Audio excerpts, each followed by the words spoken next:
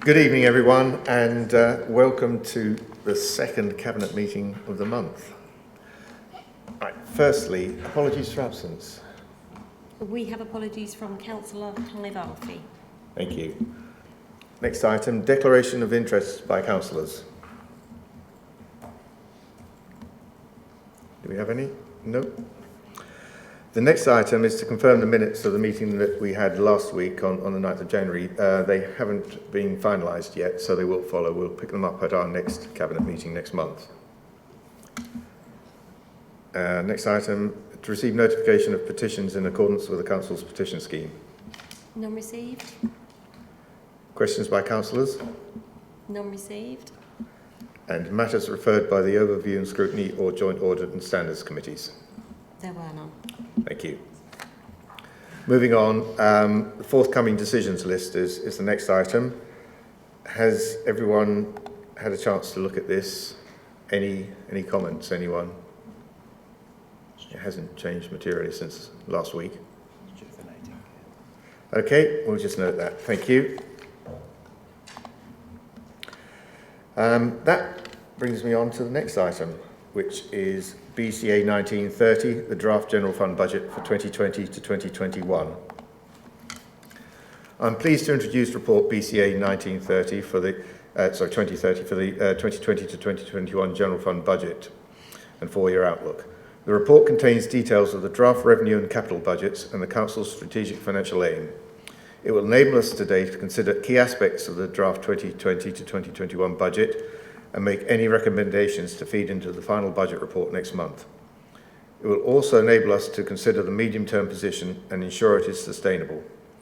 We have already had very helpful briefings to facilitate our understanding of the key elements of the budget and the 4-year outlook. The Government has confirmed that the Fair Funding Review, the Business Rates Review and the Business Rates Reset have all been deferred by 12 months to 2021 to 2022. However, the recently announced provisional financial settlement for 2020 to 21 does give us an additional funding of £265,000, and details of this are provided in section 4.14 of the report. We have a sound financial strategy that responds effectively to the changing funding landscape for local government. The strategic aims, principles and approach are set out in section 6 of the report. But in summary, we must continue with our efforts to become self-sufficient through maximising our income streams, continue to make efficiencies and productivity savings, and also continue to find new ways of working. The general fund budget setting is just a part of producing a medium-term outlook for our finances, which is both sensible and sustainable. That's why during the lengthy budgeting process, we do spend a considerable amount of time working on projecting the 4-year outlook. Details of the funding, pressures and savings and income for the next 4 years are provided in sections 8.2 to 8.18 of the report. Core to our funding is the need to have a strong council tax base, and so from the perspective of the 4-year outlook, the numbers still do produce a compelling case for the need for council tax increases each year. And so for 2020 to 2021, we will do this at the maximum level allowed without requiring a referendum, i.e. £5 per year, which equates to 3.1% for a Band D property, reducing to 2% thereafter. Along with a most welcome 2.51% growth in the Band D equivalent number of properties for 2020 to 2021 and 1.5% per annum thereafter, this will ensure that we can grow our council tax revenues to help offset the ongoing cost pressures that we face. Since 2011 to 2012, the Council has achieved cumulative savings in income of £17.4 million through shared services, efficiencies, better use of technology and maximising commercial opportunities, thereby vindicating the bold decisions that have been made during that period. Further savings in income of £2.6 million have already been identified for 2020, 21 and beyond, and the details are provided in section 8.18. The general fund budget today requires £512,000 of the 2020 to 2021 New Homes bonus receipts, £1.2 million of Section 31 grants, and £227,000 of the Rural Services Delivery Grant. And finally, £304,000 from our earmarked reserves in order to achieve a balanced budget. It should be noted here that the £304,000 from reserves is only half the amount we transferred last year.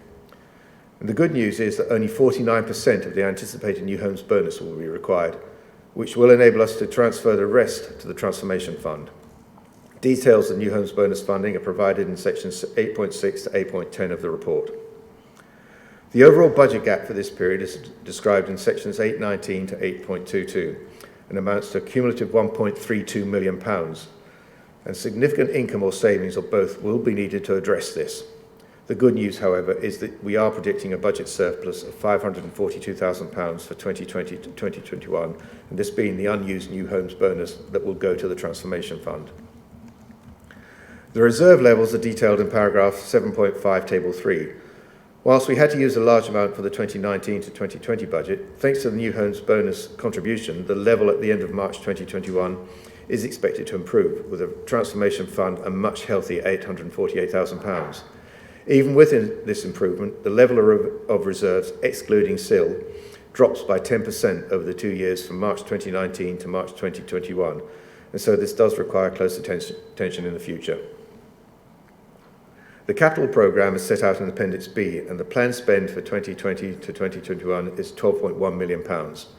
The main areas are just under £1 million on housing grants, £8.7 million investment in SIFCO, and just under £1 million on the continuation of the refurbishment of the leisure centres.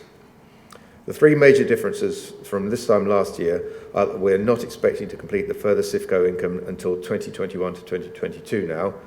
The Bellevue capital investment has been delayed until 2021 to 2022, and we have yet to dip into the Strategic Land and Property Investment Fund.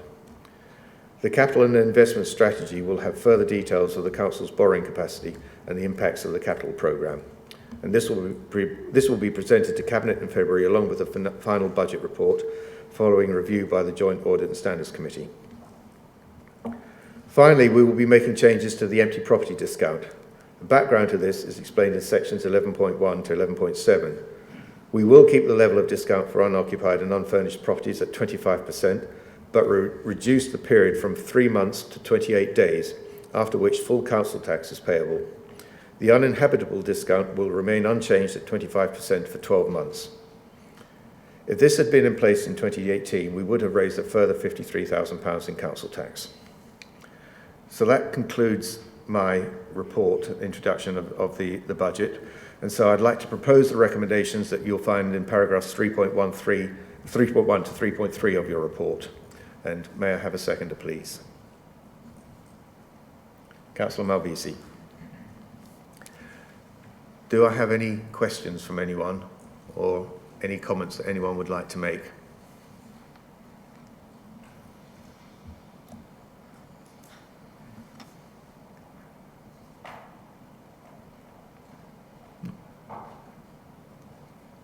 Oh. Okay. Well, Councillor Parker. Sorry, just at the last there, Chair. I was waiting for colleagues to jump in, but Okay. with regards, Chair, to the unoccupied and unfurnished reduction, it's not specifically mentioned within the report, but I mean, I'm aware of the fact that there are circumstances, for example, if somebody's in long-term care, or indeed if somebody has or has become deceased, and maybe the property is waiting probate, grant of administration, whatever. So how are properties treated in those circumstances? For clarification, because it's not explicitly recorded. Yeah, if the property is unoccupied, it is exempt from council tax while awaiting a grant of probate or a letter of administration. Following that, that exemption will continue for a further 6 months after the grant of probate. Beyond that, if it's still unoccupied but furnished, then 100% council tax is applicable because it's regarded as a second home. But if it's unfurnished and unoccupied, then the reduction scheme that I just announced will come into play. So there'll be a 25% reduction for 28 days. But that's for long-term time into the future. There is that exempt period while awaiting and also beyond grant of probate.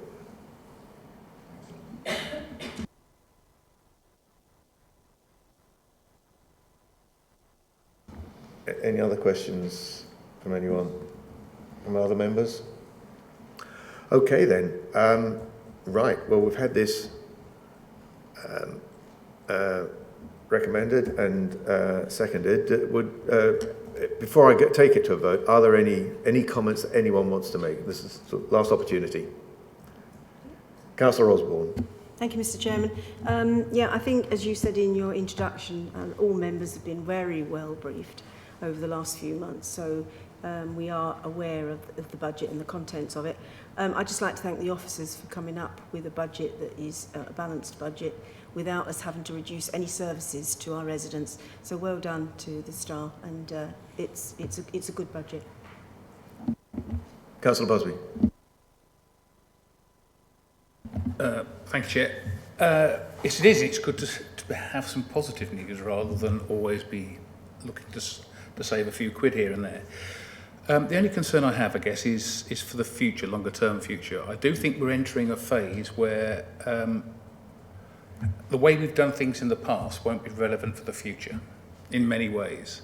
And I think transition or the transformation budget, the money that we've got in there, will be very valuable. I think we've got to look at some of the services that we provide, or services we don't yet provide that perhaps we should do. Maybe bus routes, bus services to villages and things like that. I think there's a demand upon communities that we're perhaps not necessarily aware of, but we're going to need to do something about. I just see that with the climate change as well, what we do in 5 years' time will be significantly different from the way we've done things in the past, and therefore just taking the past and adding X%, as we may have done in the past, won't be relevant going forward. So I think we need to give it some attention over the next 12 to 18 months. That's all. Thank you. Yeah, clearly we're in a fast-changing landscape, and there is a programme of transformation and improvement that is going to be continual over the next few years, and yes, that will obviously mean some reassessment of the budget, but our obligations under our climate emergency acknowledgement will certainly require us to find some additional funding, but at the moment we're waiting for the task force to report back before we know exactly what needs to be done there. But yes, the Transformation Fund, while it is more healthy, is certainly going to play a part in helping to finance those things. But just following on from what Councillor Osborne said, certainly that it's been an excellent job again providing us with a balanced budget. We, not just in the past year, but since I've been an elected member, we've not cut services, which is excellent. So we're doing pretty well, I think. But as I said, the next 4 years are going to be pretty crucial. We have that 1.32 million, which we've got to address, but one way or another we will. Okay then, right. All those in favour then of the draft general fund budget? Thank you.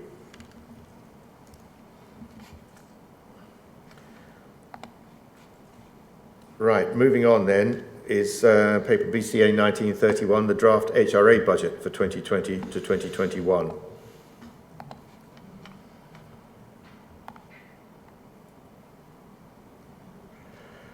Right.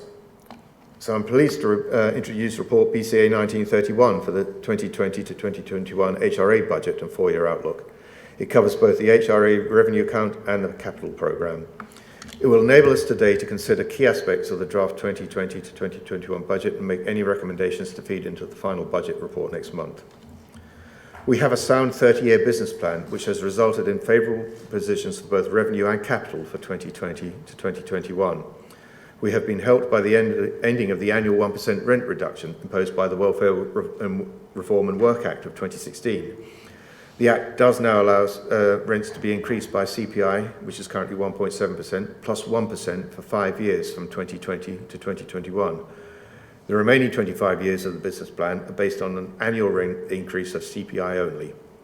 The business plan is attached at Appendix B and shows additional detail for years 1 to 10. Section 2 of the report shows the predicted movement in reserves over the next 10 years. It shows a slight reduction from 12.7 million to 12.2 million. And section 6.3 shows the debt repayment profile for the next 30 years, with all debt being repaid by 2049 to 2050. A fundamental review of the housing service has been undertaken during 2019 to 2020 to identify savings, efficiencies and income generation opportunities to achieve a sustainable business plan into the future. The scope of this review is provided in section 7.1 of the report. We are continuing with our aspiration to increase our housing stock. New homes of all types provide us with new homes bonus and council tax, but additional council housing also delivers rental income and wider financial and social benefits. The table in section 10 of the report sets out the HRA budget for 2020 to 2021 based on a 2.7% rent increase and highlights the movement from the 2019 to 2020 budget.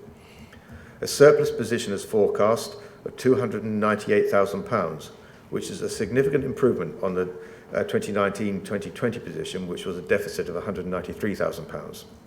And this has been achieved by reducing both revenue and capital budgets, and those are given in table 10.1. And we are also proposing to transfer this surplus to the HRA reserves. You'll see from the report that key adverse movements are a reduction in income of £175,000, which are primarily due to the forthcoming year being a 52-week year, whereas last year was 53 weeks, and also delays in new builds. There is an increase of £237,000 in general management costs due to staff costs and the transfer of the ICT budget to the HRA. There's an increase of £56,000 for repairs and maintenance, and an increase of £68,000 for property services. Set against these are the favourable variances, most notably a reduction in revenue contribution to capital of £1.047 million due to the revised capital programme. Income and savings opportunities that have been made and are proposed for 2020 to 2021 are identified in section 8.2. We are proposing to increase the sheltered housing charges by £2 per week to ensure recovery of the actual cost. It is proposed that utility charges are kept at the same level as the current year. Garage rents will also remain at the current level. Income increases or savings continue to be reflected in the budget and will be monitored during the year.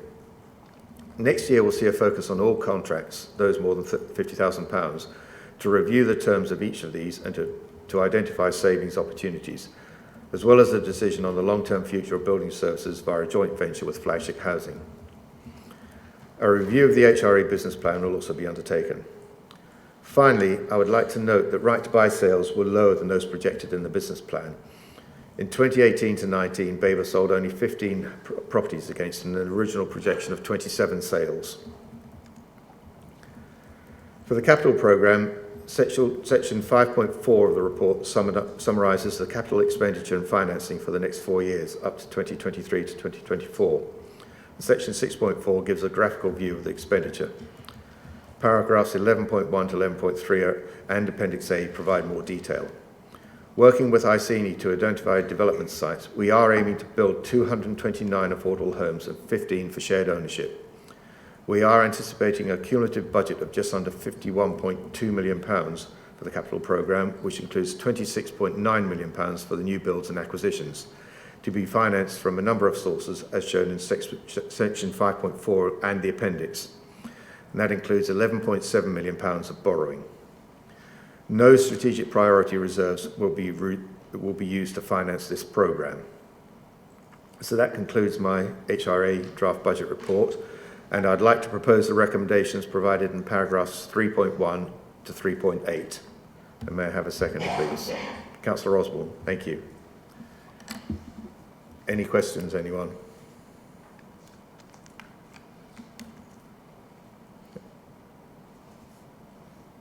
Councillor Busby. Yeah, I can't say I'm particularly keen about seeing rents go up at CPI plus 1%. Is there any reason why we have to do it greater than CPI?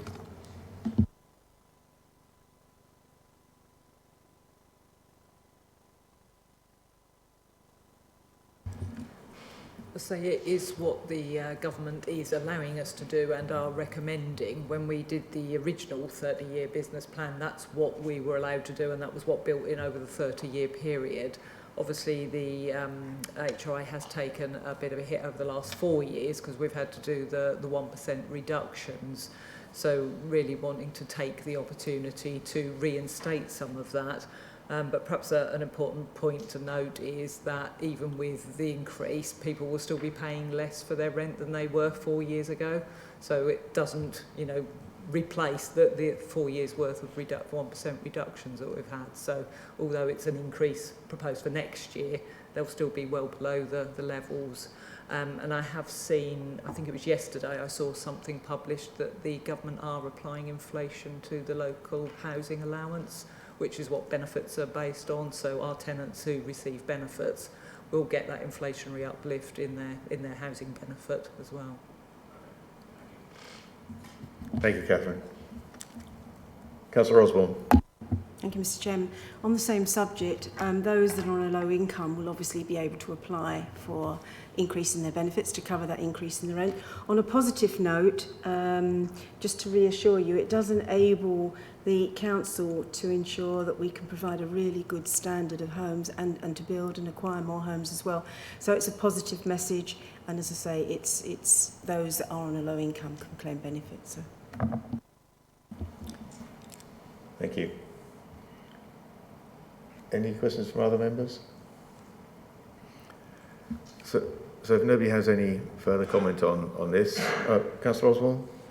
Can I just, obviously, as you know, Mr. Chairman, I was concerned about the £2 increase for sheltered housing services, as well as the increase that they would have in the rent. But again, to reassure people that it is actually, before the increase, it was subsidising our general needs rents up to the charge of £58,000, which is a lot of money. By increasing the service charge for £2 per week, it reduces that gap to £31,000, so it's still being subsidised, but it is being subsidised by quite a considerable amount less. So that was one of the reasons why obviously we had to do the increase. Yes, and the utility charges are being held at the same level. Yeah. Councillor Parker. Can I just pick up on something that you said there, Chair, that in respect of the right to buy sales, they were down significantly on what was projected. Why? Not so much why were they, why were there fewer sold, but how did we come by the projection of 27 in the first place? I think that was based on previous year's experience. If anyone would like to... I think it's based on what has gone in over past years. Yeah, it's an average over a past number of years. And obviously we will, in the future, we'll need to revisit that. But it is what it is. There's not a lot we can do about that, one way or the other. There are benefits to that and there are disadvantages. So we just have to... Councillor Osborne. Again, on that subject, it could be that there's currently consultation out on the right to buy. I think we've been waiting for an outcome from that for about 8 months. So it could be that prospective buyers are holding back until the outcome of that consultation is known, in case there's any major changes to it. Thank you. Councillor McCraw? Something raised since you last asked. I would just like to comment that it's interesting to see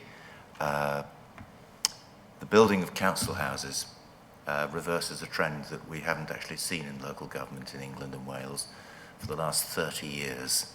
And I think that's something that the council should point to and make a deliberate point, regardless of the risks of the right to buy.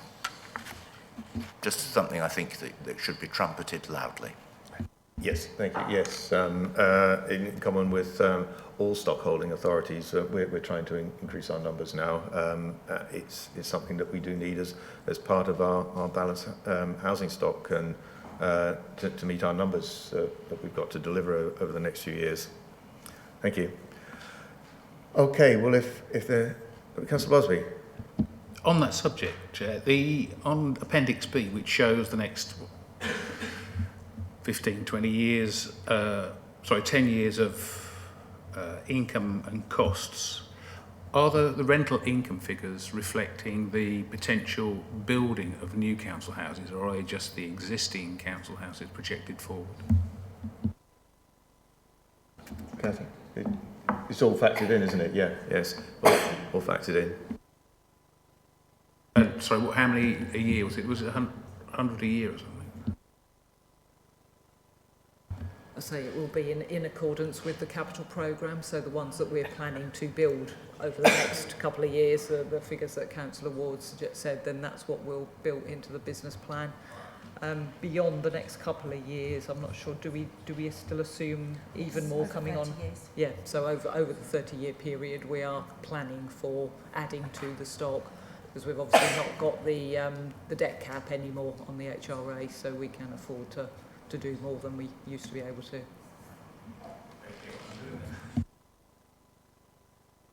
Councillor Osborne. On that subject, there is a piece of work being done to ascertain whether we want to increase the target, which was 214 over 4 years. Of that 214, we've acquired or built to date 104, and we're on target to deliver the remainder of that target. But that piece of work is being done within the next few months to look to see whether we need to borrow more money, whether we can take it out of the reserves that we've got, to increase that target. So that will be coming forward within the next few months. And in parallel with that, to identify sites. Okay, everyone. Right. Well, the recommendations have been proposed and seconded. May I have a vote? Everyone in favour of the draft HRA budget? Thank you. Well, that brings the meeting to a close. Our next meeting is Tuesday, the 11th of February, 5:30 p.m. Thank you, everyone.